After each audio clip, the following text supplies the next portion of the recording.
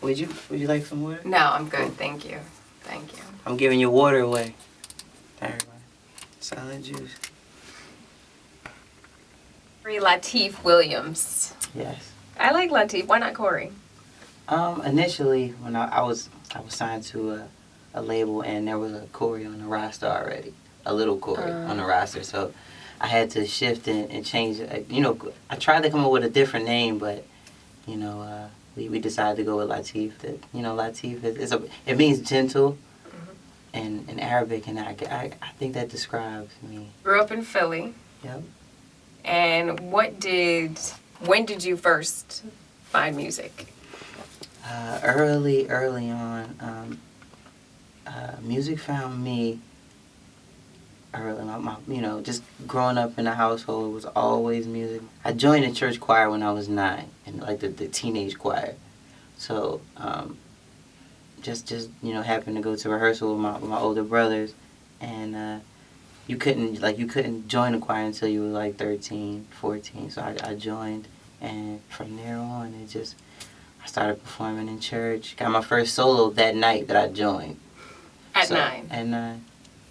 Of course, I was a little nervous, but I was kind of too young to be nervous. It was just, you got nervous because other people would start talking that. But when I started to sing, it was like a lady in the church. You know how the old ladies be, take your time, baby, like that. And ever since then, it's been cool. And sometimes I can still hear that voice, like, take your time, So you started in the church choir. You're 9 years old in the teenage choir. Mm-hmm. And you had musical influence around you. It was Teddy Pendergrass. Oh. What was it like, though, having him, the greatness, mentor you? And what did he teach you that you remember to this day? He would tell me something, I would listen. If he told me to sing a certain way, open your voice up, or sing it ad-lib. He was a stickler about just really taking it to the next level, explaining the whole song, each line, each word, deliver it. And I no, take it back, go back. And I mean, he was a stickler. It was just, he didn't accept anything except my best. What was it like to remake Love TKO? Okay.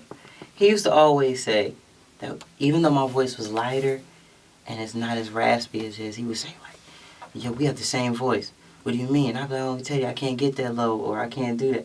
He'd be like, what do you mean? We have the same voice. And he would be sitting there, and it was like, for me to sing that record, so, you would hear it, like, I never attempted to sing his songs before, but I just felt as though that was always my favorite song, and it's in the lyrics, it's in the melody. It's just like, I felt his presence when I did it.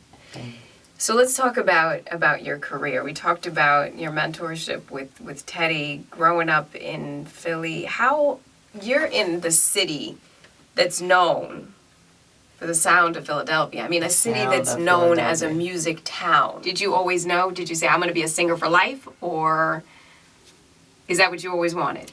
Okay, with Teddy, he made it like that was my obvious path. Like, I'm just looking at it. He saw it in me, and like music. Every time I tried to get away from it, it just would, I couldn't get away from it. Like, I knew it. I didn't want to do anything else. So your new album, Dealing with Life. Dealing with life. That's my mantra. That's what I live by. Mm-hmm. Because I deal with life. If you don't deal with life, life will deal with you. Mm. And that's basically dealing with life. It's like, when Marvin Gaye had What's Going On, like, deal with life to me is my what's going on. It's what's going on. It was prevalent in my life, and was prevalent in a lot of young people's lives that's trying to build their relationship, build their career, build their life, period, a real healthy situation. Let's talk about life in your relationship. You said that there's some songs that are hard for you two to listen to. Yeah. Tell me about one of them. Something that's hard for you to listen to because of something you did. I mean, Do You Love Me? After that's a record. It's like, because after all of the situation, hurtful words being spoken and things like that, and it breaks down to it, the simple vibe. Do you love me? You know what I mean? And that was a question that I had to ask, and because if how can I say this? It was just like,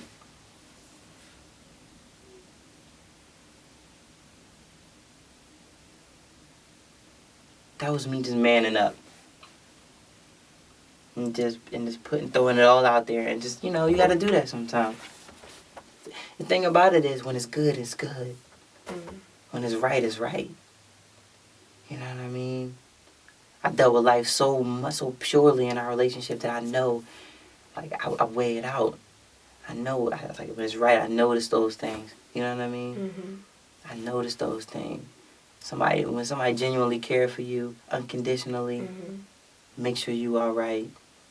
You have no choice but to prioritize that person. Right. Make that person first. So I know you said there was a time when you were gonna break up. Yes. I almost knew for a fact that was the imminent, like. Don't worry about it is the song. Don't worry about it. We weren't doing the same things that we used to do. It was a wedge. It was like we were growing apart, and just I took the stance to be the bigger person, and I just felt as though, you think that you're gonna break up, and you think that phone call or that conversation is gonna lead to breakup. But if you twist it and you deal with life in that situation and say, don't worry about it, we're gonna make it. That's hope. That's working at a relationship. Mm-hmm. That's dealing with life. In that situation, if you wasn't dealing with life, you let it go. But if you're dealing with life, you make it work. And that's why don't worry about it. You know what I mean? Mm. We gonna work it out. Don't worry about it. Straight up. And when you're dealing with life, you also have to deal with your family. I know you recently lost your grandfather. You deal with a lot of, but see, I learned a lot in that situation. Around that time, that's when weight, looked to the clouds. It was just like my grandfather was hospitalized. He was sick. A lot of doubt. A lot of doctors. They don't deal with any type of faith or anything. It's all about science and medicine. It's over. You know what I mean? And I was watching miracles happen every single day. Things that they said, and that basically it may look bleak, and may look like there's nothing, there's no hope, but there's always a sun above the clouds. There's always, that's dealing with life. You seeing it, looking at it. If you can't look at everything for face value, you gotta feel and have faith and know certain things. You know what I mean? Because you feel it. Mm-hmm. But you can't subscribe to the doubt that people are living, dealing with. And I would just want people to deal with life more. Mm-hmm. My grandfather. Who was he to you? He was everything. He was my strength. He was my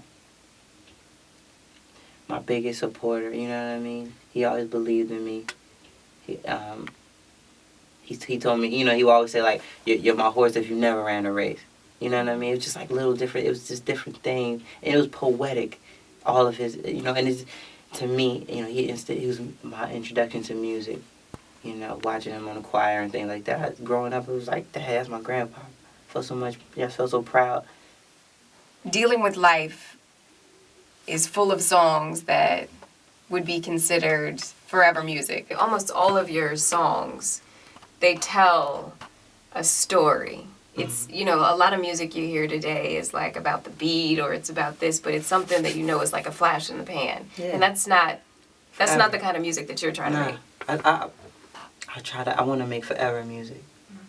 I'm not going to live forever. You know what I mean? Nobody lives forever, but music will. I truly believe it. You look at Marvin Gaye, you look at Donny Hathaway, you look at Michael Jackson, you look at Teddy Pendergrass. They put their soul on the music. You get, to me, I look at it like, okay, you have eternal life. You have eternal life twice. Dealing with life. So this is music that in 50 years, people are still going to be able to pick it up, listen to it, and be like, that is good music.